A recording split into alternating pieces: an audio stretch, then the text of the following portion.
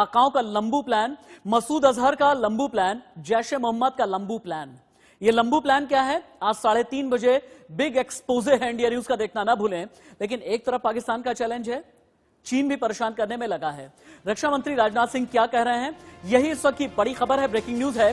चीन पर पहली बार रक्षा मंत्री राजनाथ सिंह ने बड़ा बयान दिया है और यह बड़ा बयान यह है कि चीनी सीमा पर हालात तनावपूर्ण है। यह राजनाथ सिंह ने कहा है, हमारे सम्मान को किसी भी तरह का नुकसान नहीं पहुंचाने देंगे। एलएसी के कुछ जो पहले बहुत दूर एक्सरसाइजेज किया करते थे, वो कुछ एलएसी काफी नजदीक वो आ गए हैं। लगभग जो मुझे बतलाया गया 10-12 किलोमीटर दूरी पर हैं एलएसी से टुवर्ड्स चाइना। और एक दो स्थानों पर उनकी पेट्रोलिंग पार्टी भी आ गई थी। गलवान घाटी में भी जानकारी मिली है कि कुछ स्थानों पर आए थे, फिर वहां पर फेस ऑफ हुआ था, फिर चले गए थे। यहां पर पहले नहीं थे, कुछ स्थानों पर उन्होंने अपने टेंट्स वगैरह लगाए हैं। कुछ दिन पहले आपने चाइना के राष्ट्रपति का भी स्टेटमेंट आपने सुना होगा, उनका भी आया था कि हम बातचीत के द्वारा इस समस्या का समाधान करना चाहते हैं। उनकी तरफ से भी पहल है, इसीलिए मिलिट्री लेवल पर बातचीत हो रही है ना, इसीलिए डिप्लोमेटिक लेवल पर बातचीत हो रही है ना।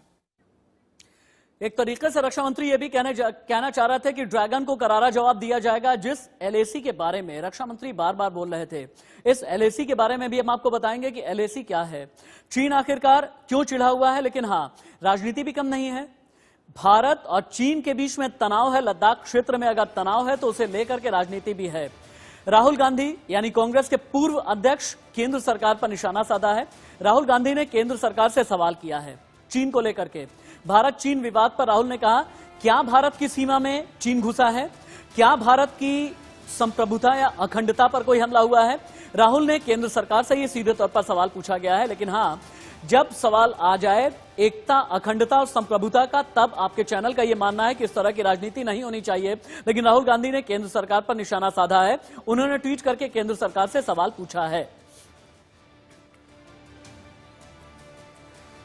रक्षा मंत्री राजनाथ सिंह के बयान को आपने सुना, वो बार बार एलएसी का जिक्र कर रहे थे। लेकिन आपके लिए जानना बहुत जरूरी है कि एलएसी असल में क्या है। आप एलओसी के बारे में अक्सर सुनते हैं, लेकिन एलएसी क्या है आप ये समझें।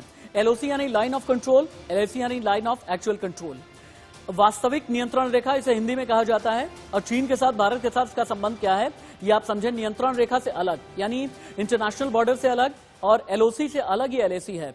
भारत चीन के बीच की वास्तविक सीमा रेखा, इसे ही एलएसी कहा जाता है। आसान शब्दों में 4057 किलोमीटर के दायरे में लगभग भारत चीन से होकर के ये गुजरती है।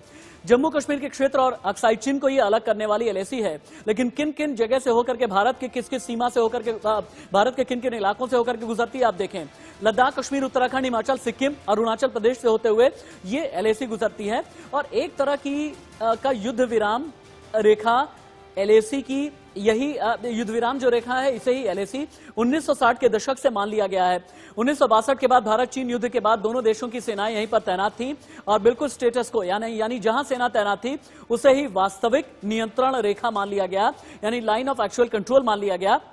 और इसे एलएसी के आसपास चीन बार बार चिढ़ता है, चीन बार बार अनरेस्ट पैदा करता है। लेकिन चीन क्यों चिढ़ा है ये जाने आप। पहली वजह है कैलाश मानसरोवर यात्रा का नया रास्ता, और दूसरी वजह यह है कि एलएसी तक पहुंचने के लिए अरुणाचल में पुल बना दिया गया। भारत ने लिपुलेख धारचूला रास्ते की शुरुआत कर दी ताकि कैलाश मानसरोवर यात्रा करने वाले यात्रियों को सुविधा हो। लेकिन सुबनसिरी नदी पर 27 दिन में जो डेपोरिजो पुल बनाया गया, इसी डेपोरिजो पुल की वजह से चीन सबसे ज्यादा चिढ़ा है। चीन का कहना यह है कैलाश मानसरोवर के रास्ते के लिए जो किया गया वो हमारी ज्योग्राफी को डिस्टर्ब करते हुए किया गया। एलएसी पर जो पुल बनाया गया लॉकडाउन के दौरान, चीन को यह लगता है कि भारत ने लॉकडाउन के दौरान ही 40 टन की गाड़ियां पहुंचने में मददगार रहने वाला एक पुल बना लिया है। और इन दोनों को ही स्ट्रैटेजिक पॉइंट ऑफ व्यू से चीन के लिए एक बहुत ही बड़ा सेटबैक कहा जाता है, और इसीलिए कहते हैं कि चीन चिढ़ा हुआ है।